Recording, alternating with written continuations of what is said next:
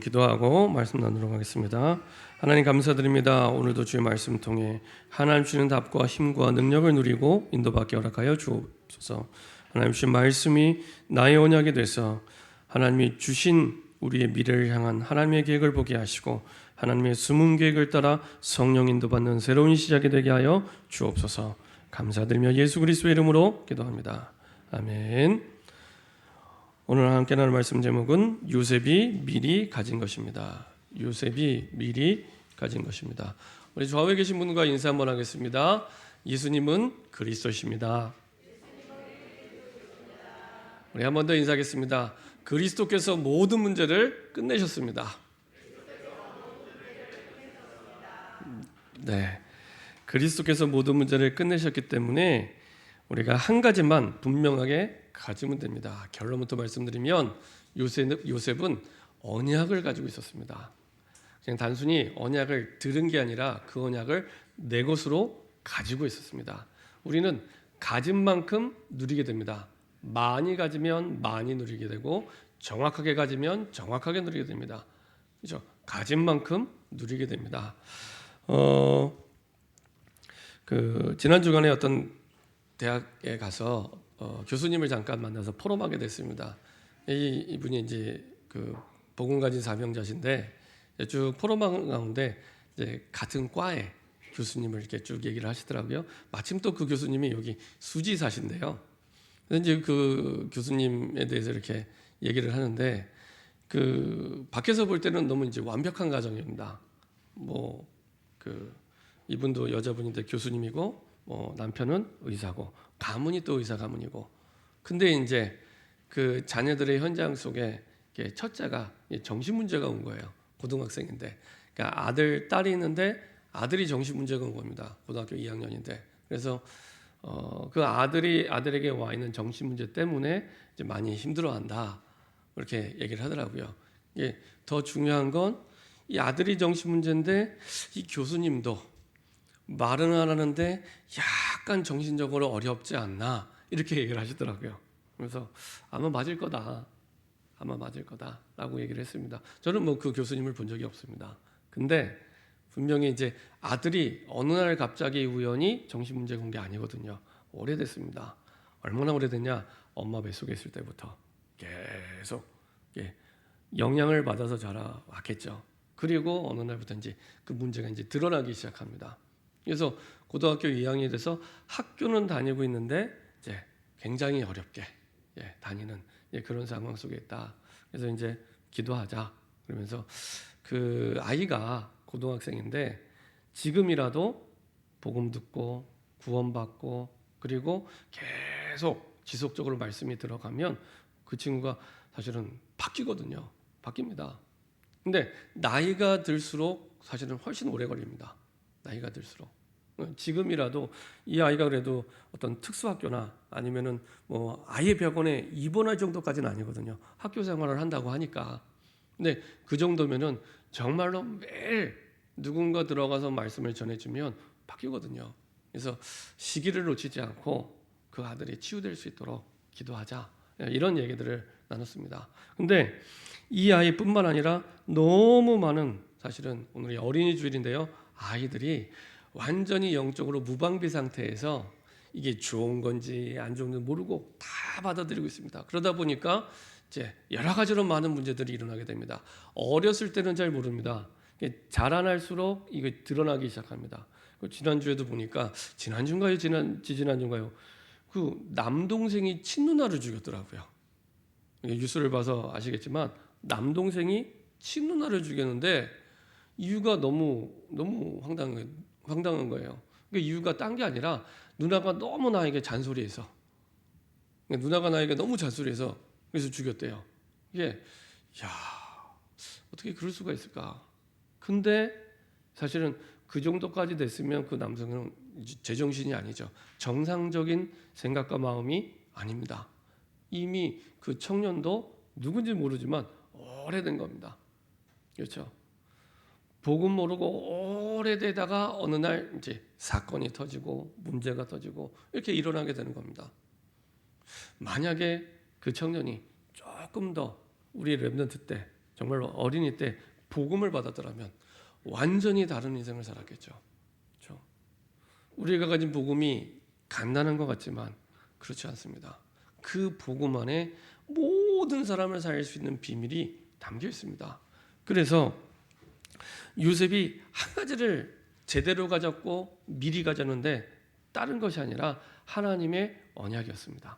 이거를 제대로 가졌고 바르게 가졌고 확실하게 가졌습니다. 요셉이 원래 뛰어나거나 총리가 될 만큼 능력이 있거나 그러지 않습니다. 우리 37장에도 보면 알겠지만 이렇게 형들의 행실을 고자질할 정도의 수준이면 그렇게 대단하게 훌륭한 성품도 아니었던 것 같습니다. 그럼에도 불구하고 하나님이 요셉을 통해 세계복음화를 위해 중요한 총리가 되게 하시고 그리고 그 위에 더 중요한 세계복음화에 응답을 주셨던 것은 딱 한 가지, 하나님이 주신 언약을 분명하게 가지고 있었고 확실하게 가지고 있었습니다. 그렇게 가지고 있는 사람들을 시대마다 하나님이 부르셔서 그 시대를 살렸는데요. 우리가 지난주에 봤던 대로 하나님의 절대 주권 속에 예비된 제자 가이오를 그렇게 불러주셨습니다. 우리가 그 이전에도 봤지만 브리스겔라, 아굴라 부부, 루디아, 야손 다 그 시대를 살리는 주인공이었는데 공통점은 하나였습니다. 분명한 언약, 확실한 언약, 선명한 언약을 나의 것으로 가지고 있는 사람이었습니다. 그래서 하나님이 주시는 성경 속의 복음의 흐름 속에 하나님의 말씀을 정리하는 시간이 너무 중요합니다. 어떻게 정리하면 되냐? 먼저 복음이 정리되면 됩니다. 하나님 주신 우리 성경책은 구원 중심으로 기록이 되어 있습니다. 그리고 구원 중심으로 말씀을 주십니다. 그래서 성경 속에서는 항상 문제도 하나 답도 하나입니다. 우리는 여러 가지 많은 게 문제라고 생각하잖아요. 경제 문제, 자녀 문제, 가정 문제, 질병 문제, 많은 것이 문제라고 생각하지만 성경에서는 그걸 문제라고 말씀하고 있지 않습니다. 항상 한 가지, 하나님을 떠난 것이 사실은 가장 중요한 문제, 유일한 문제다라고 말씀하고 있습니다. 그럼 내게 와 있는 문제는 뭡니까? 하나님을 떠난 생활 속에서 나올 수밖에 없는 문제입니다. 하나님을 떠난 생활이 불행을 가져다 주고 하나님을 떠난 생활이 계속해서 문제 속에 문제에 잡히도록 하게 만드는 겁니다. 그래서 성경은 항상 한 가지, 하나님을 떠난 것이 유일한 문제다. 그래서 여러분들이 정말로 모든 문제 속에서 하나님을 떠난 것이 유일한 문제구나 이렇게 정리하시면 가장 성경적으로 정확하게 정리하시는 겁니다. 그때 우리에게 답이 되는 건 하나밖에 없습니다. 사도행전 4장 12절에 있는 말씀대로 다른 이로서는 구원을 얻을 수 없나니 천하 인간의 구원 얻을 만한 다른 이름을 우리에게 주신 일이 없음이니라. 베드로가 소풍 가서 한 얘기가 아니라 자기를 죽이려고 하는 사람들 앞에서 자기의 목을 걸고 한 고백입니다. 그렇죠? 다른 길 없다. 다른 살 길 없다. 이 길만이 유일한 살 길이다. 액세서리처럼 붙여도 좋고 띄워도 좋은 그런 복음이 아니라 이 길이 아니면 망해. 이 길이 아니면 죽는 거야.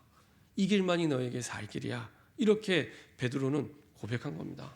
그래서 문제가 유일한 문제가 맞다면 답도 유일한 답밖에 없습니다. 그 그리스도 복음의 언약이 우리의 유일한 답입니다. 이게 성경 66권에서 말하는 끊임없이 반복하는 유일한 주제입니다. 그래서 이렇게 성경의 주제를 우리가 확실하게 정리가 될 때 그때부터 성경이 올바르게 보여지기 시작합니다. 왜 그토록 이스라엘 백성들이 가나안 땅으로 가야만 됐는지, 아니 애굽 땅이 얼마나 좋습니까? 그야말로 우리가 학교에서 배운 대로 그야말로 기름진 땅, 농사가 너무 잘 되는 땅이 사실은 이 애굽 땅이거든요. 근데 그 땅이 아니라는 겁니다. 본토 친척 아베 집을 떠나 저 가나안 땅으로. 시대가 바뀌고 사람이 바뀌어도 계속 가나안 땅으로. 그리스도가 나실 땅이기 때문에. 그렇죠? 변함없이 한 가지 방향으로. 나중에 우리가 그 결론 부분에 보겠지만은 요셉도 마찬가지였습니다. 사실은 요셉이 나중에 110세에 죽게 되는데 죽을 때 어느 땅에서 죽었냐? 애굽 땅에서 죽었습니다. 근데 이제 유언을 남기죠. 마지막에 유언을 남긴, 내가 죽거든 내 유고를 이제 언젠가 하나님께서 저 가나안 땅으로 가게 하실 것이기 때문에 이 유고를 가지고 가서 이 가나안 땅에 나를 묻어달라. 근데 참 이스라엘 민족이 대단하죠. 400년이 지나고 나서 그 말씀이 성취가 됩니다. 400년 동안 그 언약을 기억을 한 겁니다. 그래서 나중에 모세 시대에 모세가 출애굽할 때 그 요셉의 유고를 들고 나옵니다. 근데 모세도 아시는 것처럼 가나안 땅에 못 들어갔잖아요. 그걸 또 누구에게 전달하냐? 여호수아에게. 그래서 여호수아를 통해서 여호수아 가장 마지막 장에 보면은 요셉의 유고를 드디어 이제 가나안 땅에 묻게 됩니다. 그것도 요셉의 아버지 야곱이 돈 주고 산 그 땅, 세겜 땅에 그 요셉의 유고를 묻게 됩니다. 그러면서 야, 참 멋있다. 하나님이 주신 언약을 몇백 년이 지났는데 잊지 않고 그 언약대로 결국에 다시 돌아와서, 그렇죠? 돌아와서 그 유고를 묻게 됩니다. 거기에는 이제 여러 가지 많은 의미가 있는데요. 여튼 주의 복음이 이렇게 그리스도 중심으로 정리가 될 때 말씀이 보여지기 시작합니다. 그래서 하나님의 말씀이 이렇게 되었던 거구나. 저는 이렇게 성경 통독을 하면은 일단 마태복음에서 막힙니다. 누가 누구를 낳고 낳다가 끝나요. 그래서 항상 통독을 하면은 제가 복음 잘 모를 때는 마태복음 1장 넘어가기가 굉장히 힘들었습니다. 이게 도대체 뭔 말인지, 누가 누구를 낳고 나중에 알고 보니까 이제 예수 그리스도의 나심을 설명하기 위해서, 그 흐름을 쭉 설명하기 위해서 설명하연 그 배경이었던 거예요. 그리스도가 이 땅에 나심을 설명하기 위해서 이 얘기를 계속했구나. 이해가 되기 시작합니다. 그래서 말씀이 정리되기 시작하고요. 그 속에서 중요한 나의 언약, 평생의 인생의 메시지를 붙잡게 됩니다. 우리는 어느 날 우연히 직업을 갖게 된 게 아니라 하나님의 완벽한 계획과 절대 주권 속에서 지금 내가 하고 있는 일, 직업을 갖게 됐구나. 하나님 왜 나를 이 직업을 갖게 하셨습니까? 그렇죠? 그 속에 중요한 내 인생을 향한 하나님의 약속의 말씀을 붙잡게 됩니다. 하나님 왜 나에게 이 직분을 주셨습니까? 어떤 사람은 목사로, 어떤 사람은 장로로, 어떤 사람은 권사로, 집사로 직분을 주셨는데 왜 이걸 나에게 주셨습니까? 이때부터 모든 게 의미가 달라지기 시작합니다. 하나님 왜 나에게 이런 환경을 주셨습니까? 아니 내가 하나님의 자녀 아닙니까? 하나님이 나를 사랑하시고 하나님의 자녀면 좀 행복하게 해주시고 좀 기쁘게 해주시고 매일매일 그렇게 해주셔야 되는데, 이 기쁘고 행복한 것보다 힘들고 어렵고 고민되는 게 훨씬 많은데 왜 이런 환경에 나를 있게 하셨습니까? 하나님이 전능하셔서 막으실 수도 있었는데 안 막으셨거든요. 거기에는 분명히 하나님의 중요한 계획이 있습니다. 사실은 요셉 이 노예로 가는 거 하나님이 막을 수 있었습니다. 근데 안 막으셨어요. 나중에 억울하게 누명을 쓰고 감옥에 가는 거 안 막으셨습니다. 그렇죠? 우리 상식이면 하나님은 전능하신데 좀 힘있게 좀 막아주시고, 그리고 좀 이제 노예로 가서 고생 좀 했으니까 지구명에 볕들 날 있다고 좀 행복하게 좀 잘 살다가 총리가 되면 좋을 것을 굳이 누명을 쓰고 감옥 가게 그걸 안 막으시고 두시고, 우리의 환경이 그랬던 것 같습니다. 하나님 왜 이런 환경을 나에게 허락해 주셨습니까? 막으실 수 있었는데. 이때부터 중요한 하나님의 언약을 붙잡게 되고 이때부터 중요한 하나님의 숨은 계획을 깨닫게 됩니다. 그리고 붙잡은 그 언약과 말씀을 가지고 이제는 하나님 앞에 나를 드리는 중요한 시간을 갖게 됩니다. 이거는 그냥 남는 시간에 기도를 했다 그게 아니고요. 하나님 앞에 가장 소중하게, 가장 중요하게 하나님 주신 말씀을 붙잡고 나를 드리는 시간. 다윗은 아침에 일어나서 가장 먼저 그런 시간을 가졌고요. 하루를 마무리하면서 가장 마지막 시간에 그런 시간을 가졌습니다. 그렇게만 했는데 하나님은 이렇게 응답받은 사람들마다 그 시대를 살리는 가장 위대한 인생을 살게 하셨습니다. 한 사람도 빠짐없이. 그런 사람 가운데 대표적인 사람이 오늘 보았던 요셉입니다. 요셉에게는 사실은 정말로 어려운 가정 문제가 있었습니다. 보통 가정 문제가 아니라 정말로 어려운 가정 문제가 있었습니다. 일단은 어머니가 일찍 죽었죠. 동생 베냐민을 낳다가 죽게 됐습니다. 그러면요, 요셉도 어린 나이에 이제 어머니를 사실은 잃어버리게 된 거잖아요. 아이에게 있어서는 어머니는 거의 절대적입니다. 많은 부분에 사실은 의지하게 되고 어머니를 통해 사실은 또한 많은 부분을 배우게 되는데 그 어머니를 어렸을 때부터 잃어버리게 되고요. 그리고 잃어버린 정도가 아니라 일단은 이 죽은 엄마 이외에 다른 엄마가 3명이나 더 있었습니다. 도합 엄마가 4명. 그렇죠? 보통 가정이 아니죠. 이는 엄마가 4명인 가정. 그리고 그 속에 낳은 또 자녀들 있잖아요. 배다른 형제들. 얼마나 복잡한지 모릅니다. 그런 가운데 또 10번째예요. 좀 첫째쯤 되면 좀 힘 좀 써보겠는데 10번째 또 본인 밑으로는 또 베냐민 동생 이렇게 있지만 위로 사실은 많은 형들이 있고 이런 상황 속에 요셉이었습니다. 그리고 우리가 오늘 보았던 말씀대로 성격도 그렇게 좋았던 것 같진 않아요. 그러다 보니까 그렇지 않아도 핍박받을 수밖에 없는 위치에 있는데 더 핍박을 받게 되죠. 오늘 37장 2절에 보니까 이렇게 말씀하고 있습니다. 야곱의 족보는 이러하니라. 요셉이 17세의 소년으로서 그의 형들과 함께 양을 칠 때 그의 아버지의 아내들 비라와 실바의 아들들과 더불어 함께 있었더니 하필이면 또 비라와 실바의 아들들. 비라와 이 실바가 누굽니까? 이 요셉이 죽은 엄마의 하녀들.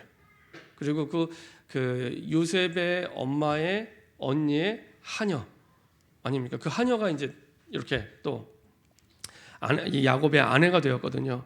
하필이면 그 형들입니다. 그러니까 훨씬 더 미움을 받을 수밖에 없는 상황 속에 있는 그런 처지였죠. 더불어 함께 있었더니 그가 그들의 잘못을 아버지에게 말하더라. 그렇지 않아도 안 좋은데 형들이 더 안 좋아하겠죠. 거기에다가 3절에 또 요셉은 노년의 아들이므로 야곱이 더 심히 사랑하고요. 그리고 4절에 그의 형들이 아버지가 형들보다 그를 더 사랑함을 보고 이게 눈에 보일 만큼 아꼈다는 얘기죠. 보고 그를 미워하여 그에게 편안하게 말할 수 없었더라. 얼마나 미워했냐. 아침에 일어나면 유대인들은 보통 샬롬 하고 이제 안부를 물으면 인사를 이제 뭐 잘 잤냐, 하루 동안 아무 일 없었냐, 이런 간단한 인사도 하지 못할 만큼 형들과 불편한 관계에 있었던 거예요. 그러니까 이런 간단한 인사도 못할 만큼 형들이 싫어하는 이 요셉이었습니다. 근데요, 이 가정을 떠날 수 없잖아요. 내가 늘 가정 속에 있어야 되고 가정 속에 살아가야 되는데 이게 말로 다 할 수 없는 고민과 힘든 상황 속에 이 요셉이 있게 됐습니다. 이제 그런 가운데 이제 요셉에게 주었던 언약이 꿈을 통해 다시 한번 확실하게 드러나게 됩니다. 이제 5절부터 보면요, 요셉이 꿈을 꾸고 자기 형들에게 말하며 그들이 그를 더욱 미워했더라. 요셉이 그들에게 이르되 청하건대 내가 꾼 꿈을 들으시오. 우리가 밭에서 곡식단을 묶더니 내 단은 일어서고 당신들의 단은 내 단을 둘러서서 절하더이다. 이거를 혼자만 알고 있었으면 다행일 텐데 그렇지 않아도 불편했는데 기름을 부은 것처럼 더 미워하겠죠. 8절에 그의 형들이 그에게 이르되 내가 참으로 우리의 왕이 되겠느냐, 참으로 우리를 다스리게 되겠느냐 하고 그의 꿈과 그의 말로 말미암아 그를 더욱 미워하더니 그야말로 더욱 미워하게 됩니다. 근데 이 요셉은 꿈에 나올 만큼 확실하게 언약을 붙잡고 있는 사실은 꿈의 사람이었습니다. 그 당시의 사람들에게 보통 꿈은 어떻게 해석이 됐냐면 이 사람이 꿈을 꿨다, 이 얘기는 어떤 신이 이 사람에게 계시를 주었다, 이렇게 보통 생각을 하게 됩니다. 그럼 요셉이 꿈을 꿨다 그러면은 하나님이 요셉에게 지금 말씀하고 있구나, 계시하고 있구나, 이런 사실은 어떤 그 내용이거든요. 이런 문화거든요. 근데 형들의 생각과 마음은 늘 육신적인 것, 물질적인 것 여기에 다 있다 보니 사실은 더더군다나 요셉을 더 미워하다 보니 요셉이 꿈꾸면 아무 관심이 없는 거예요. 다시 말하면 하나님의 언약과 계시와 말씀에는 아무 관심이 없는 겁니다. 이런 가운데 계속 사실은 싸울 수밖에 없고 갈등할 수밖에 없겠죠. 이렇게 한 번에 끝나면 좋겠는데 요셉도 눈치가 없어요. 또 꿈을 꿨는데 또 형들에게 얘기합니다. 이번에는 더 심하게. 이전에는 형들만 등장하다가 꿈속에 이번에는 이제 해와 달이 등장하면서 이제 아버지와 어머니까지 등장합니다. 9절부터 보면요, 요셉이 다시 꿈을 꾸고 그의 형들에게 말하여 이르되 내가 또 꿈을 꾼즉 해와 달과 열한 별이 내게 절하더이다 하니라. 그가 그의 꿈을 아버지와 형들에게 말하며 아버지가 그를 꾸짖고 그에게 이르되 내가 꾼 꿈이 무엇이냐? 나와 내 어머니와 내 형들이 참으로 가서 땅에 엎드려 내게 절하겠느냐? 말은 이렇게 했지만 형들과 달리 야곱은 마음에 담았습니다. 그래서 11절에 그 형들은 시기하되 그의 아버지는 그 말을 간직해 두었더라. 왜냐?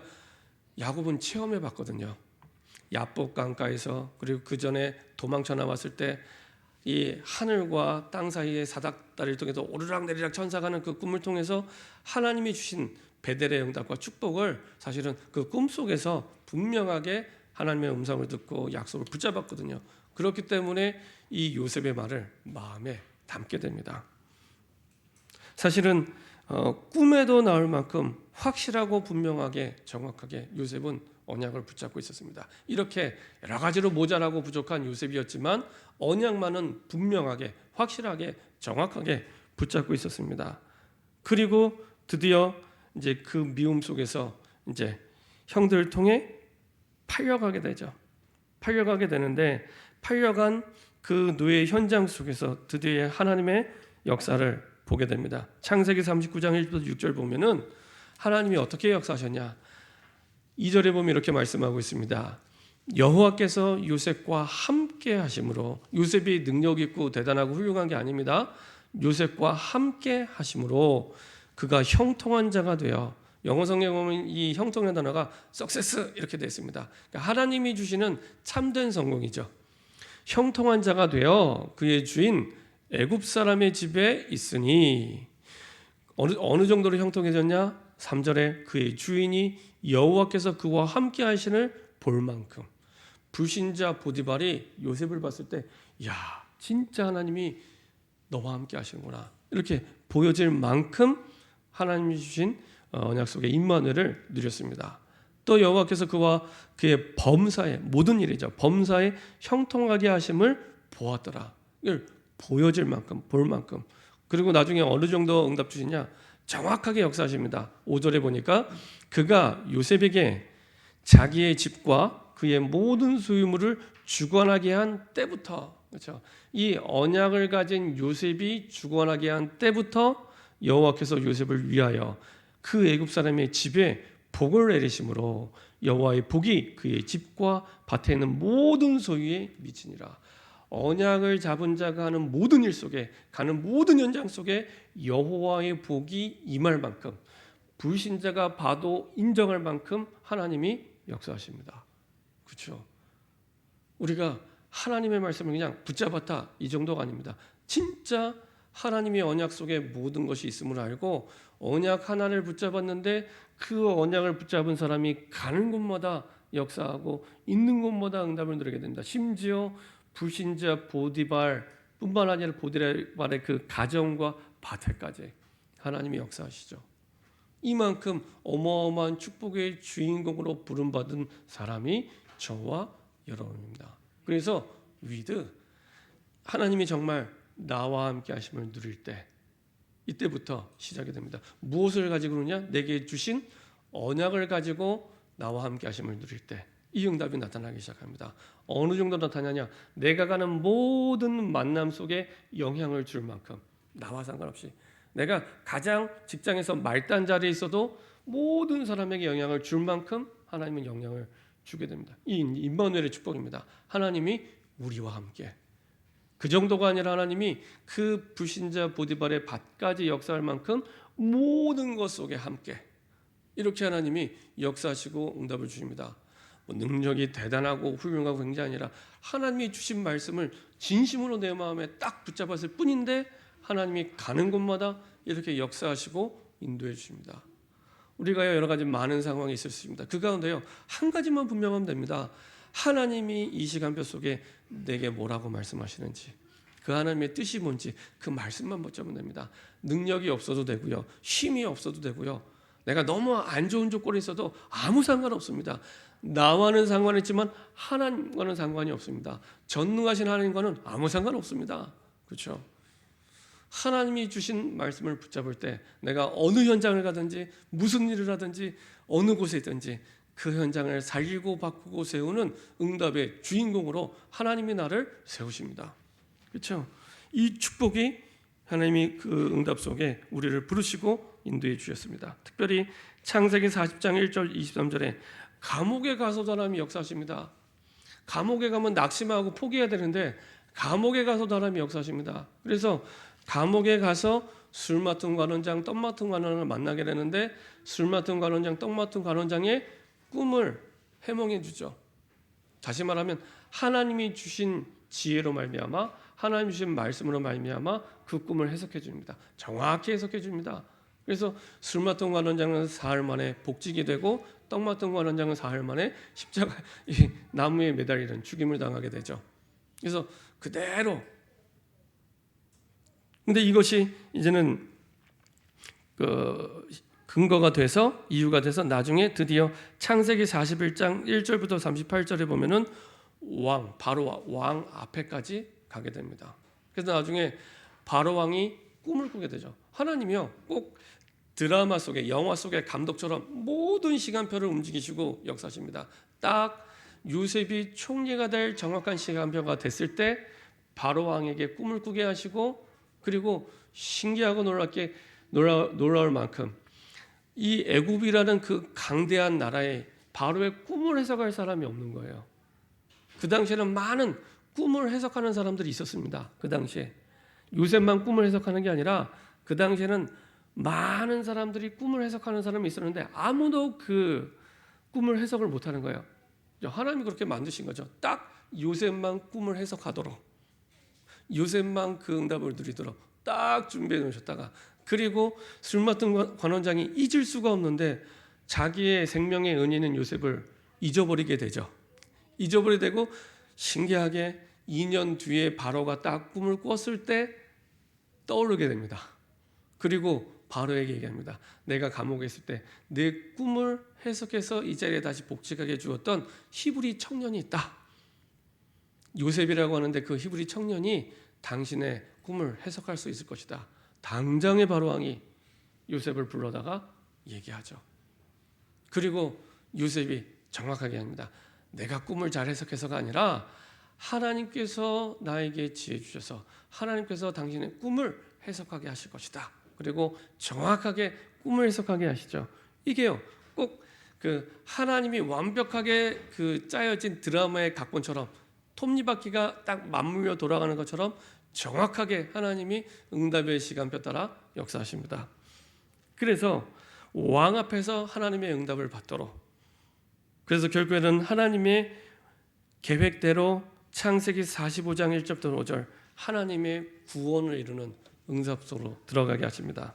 이게 하나님이 요셉의 인생 통해서 완벽하게 준비한 한 편의 드라마처럼, 한 편의 이 영화처럼 쭉 언약의 여정 따라 하나님이 인도하시죠. 근데 열쇠는 하였습니다. 요셉이 훌륭하고 능력 있고 대단한 게 아니라 하나님이 주신 정확한 말씀을 가지고 있었습니다. 이걸 미리 가지고 있었습니다. 그리고 하나님이 주신 그 정확한 말씀 따라서 하나님이 역사하시고 인도해 주셨죠. 감옥에 가서도, 노예에 가서도, 그리고 심지어 총리가 돼서도 하나님은 변함없이 역사하시고 인도해 주셨습니다. 이후에 어떻게 됐습니까? 창세기 41장 39절부터 44절에 보니까요, 정말로 누가 봐도 인정할 만큼 총리가 됩니다. 근데 이게 쉽지 않은 일인 것이, 이때 총리가 된 요셉의 나이가 30살입니다. 이게 기적 같은 일입니다. 자기 나라의 총리가 돼도 나이 30살에 대단한 일일 텐데, 남의 나라에, 그렇죠? 그 당시 가장 강력한 애굽에, 그 나라에 얼마나 훌륭하고 대단한 사람들이 많았겠습니까? 그런데 그걸 다 뛰어넘어서 요셉이 총리가 됩니다. 30세 나이에. 그것도 노예로 끌려간 지 13년 만에. 대단하죠. 지금으로 따지면 한국 사람이 17살에 미국에 가서 13년 만에 대통령이 된 거예요. 아무도 안 놀라시는데 남의 일이라고 아무도 안 놀라시는데 이게요, 보통 일이 아닙니다. 근데 요셉이, 세상 사람들은 얘기하겠죠. 요셉이 꿈도 잘 해석하네, 아무도 못한 일 했네, 대단하게 훌륭하게 보겠지만 사실은 하나님이 주신 분명한 언약을 가지고 있었기 때문에, 요셉이 대단하고 훌륭한 게 아니라 하나님이 주신 분명한 언약을 미리 가지고 있었기 때문에 주신 언약대로 역사하신 것이죠. 그렇죠? 이게 사실은 요셉에게 역사하신 하나님의 비밀이었습니다. 요셉뿐만 아니라 사실은 모든 시대를 살렸던 성경 속에 나타난 모든 인물들이 똑같은 하나님의 방법대로 응답을 받고 인도받게 됐습니다. 그리고 결국에 창세기 50장 20절에 세계복음화의 축복 속에 평생을 살다가 하나님의 부르심을 받습니다. 이제 110세의 나이에 이제 죽음을 맞이하게 되는데요. 그때 마지막에 한 고백입니다. 우리 한번 보겠습니다. 창세기 50장, 창세기 맨 마지막 장입니다. 창세기 50장 20절 같이 한 목소리로 합독하도록 하겠습니다. 당신들은 나를 헤아려 하였으나 하나님은 그것을 선으로 바꾸사 오늘과 같이 많은 백성의 생명을 구원하게 하시려 하셨나니. 이게 하나님의 계획이었습니다. 하나님의 계획 속에는 이스라엘 백성만 구원받는 게 아니라 애굽 백성들까지도 다 구원받는 하나님의 계획, 세계복음화의 계획을 가지고 요셉을 인도한 것입니다. 선택받은 이스라엘 백성이 이 애굽 백성을 구원하러 안 가니까 노예로 가서라도 이 애굽 백성을 구원하도록 하나님이 인도하신 언약의 여정이었습니다. 그렇죠? 하나님의 세계복음화의 완벽한 계획 속에서 요셉의 인생의 여정이 가게 되죠. 그리고 더 중요한 것은 이 요셉이 후대에게 남긴 유언입니다. 이것이 창세기 50장 22절부터 26절까지인데요. 특별히 24절, 25절을 같이 한 목소리로 합독하겠습니다. 요셉이 그의 형들에게 이르되 나는 죽을 것이나 하나님이 당신들을 돌보시고 당신들을 이 땅에서 인도하여 내사 아브라함과 이삭과 야곱에게 맹세하신 땅에 이르게 하시리라 하고 요셉이 또 이스라엘 자손에게 맹세시켜 이르기를 하나님이 반드시 당신들을 돌보시리니 당신들은 여기서 내 해골을 메고 올라가겠다 하라 하였더라. 아예 죽을 때 유언으로 맹세를 시킵니다. 반드시 하나님이 저 약속의 땅 가나안 땅으로 돌아가게 하실 거야. 그러니까 잊지 말고 내 유고를 가지고 가라. 근데 그게 그 예언이 400년이 지나서 이루어지게 됩니다. 참 대단하죠. 하나님이 주신 언약을 확실하게 붙잡으면 점쟁이가 아니라도 앞으로 하나님이 하실 일에 대해서 그 시간표를 보게 하십니다. 그리고 정확하게 그 언약 따라 하나님은 인도하여 내고 응답을 주십니다. 자, 이 말씀이 어떻게 성취되는지 한번 확인해 보겠습니다. 출애굽기 13장 19절입니다. 드디어 400년의 세월이 흘러서 모세가 이제 출애굽을 할 때입니다. 출애굽기 13장 19절의 말씀입니다.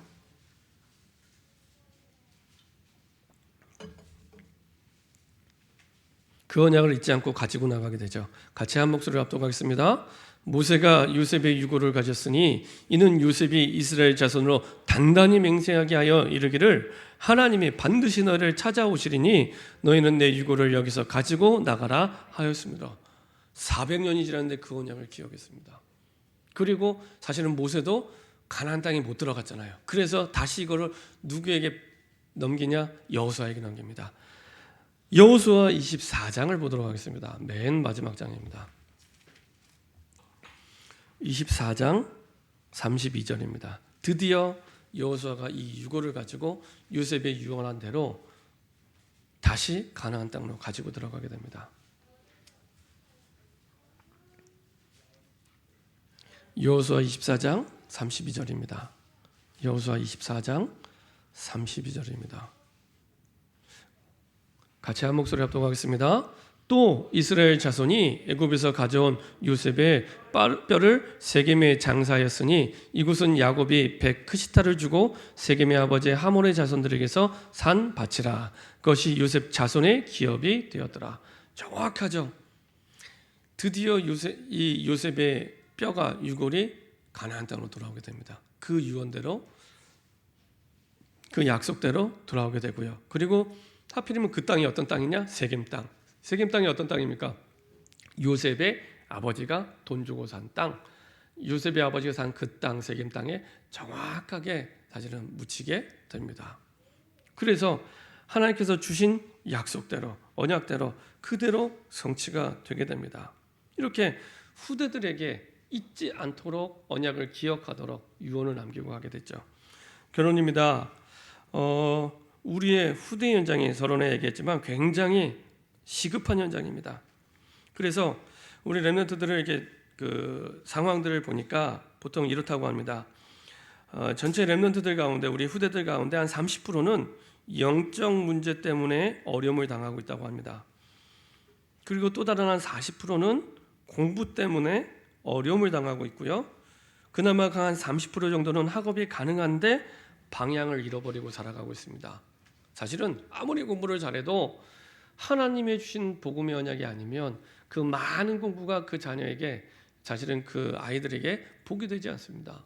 제가 그 서울대에 한 2년 정도 들어가서 대학생들 사역을 하는데요. 저는 그 정신 문제가 오면은 좋은 대학에 못 가는 줄 알았어요. 정신 문제가 오면은 공부를 못 할 거니까 좋은 대학에 못 갈 거야. 이렇게 단순하게 생각을 했는데 제가 서울대학에 들어가서 한 2년 동안 대학생들을 만나보고 사역을 하다 보니까 아니더라고요. 공부를 너무 잘하는데 정신 문제 있는 아이들이 너무 많아요. 그래서 너무 많이 아이들이 자살을 하고 사실은 고통당하고 힘들어합니다. 그래서 그 서울대 음대 뒤편에 가면은 자살바위가 있습니다. 하도 애들이 많이 뛰어내려서 자살바위가 있고요. 그리고 많은 아이들이 사실은 알게 모르게 고통당하고 어려움 당하고 있습니다. 그러면서 그렇구나. 정말 공부를 잘하는 게 나쁜 건 아닌데 복음 모르고 하나님 주신 언약을 놓치고 공부를 잘할수록 그게 축복이 아니라 저주요 재앙이구나. 그 많은 공부 때문에 하나님을 더 못 만납니다.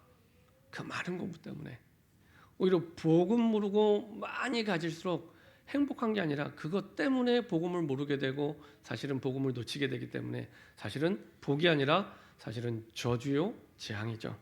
그래서 우리 아이들에게 오늘이 어린이 주일인데 우리 아이들에게 정확한 복음을 전달해 줄 영적 파수꾼이 필요합니다. 근데 대단하게 굉장한 능력이 필요한 게 아니라 정확하게 언약을 붙잡고 전달만 해줘도 됩니다. 어떻게 전달할 수 있냐? 정확한 언약을 붙잡으면 반드시 하나님이 기도응답 주십니다. 그렇죠? 그럼 이제 증거잖아요.